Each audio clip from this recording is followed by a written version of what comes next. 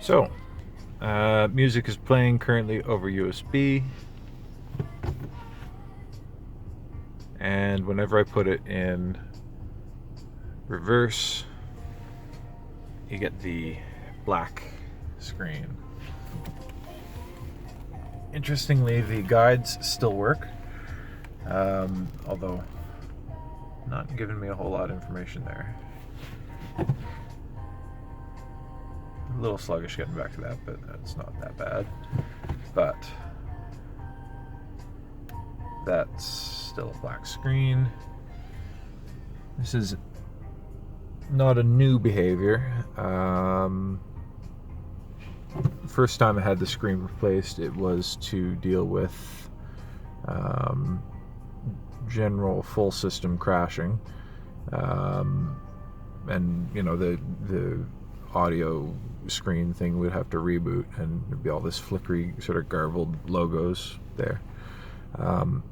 That hasn't happened, or I should say that did continue to happen after the first screen replacement. The second screen replacement, which happened last week, we've yet to have a full crash, but the thing that prompted me to go in for the second screen replacement, although it was also crashing then, was this issue, which apparently is back already. Interestingly, if you take the USB stick out, the camera comes right back.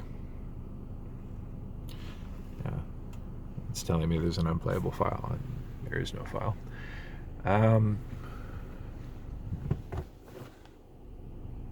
Yeah. And it does seem to work with the radio on, but not with high quality focus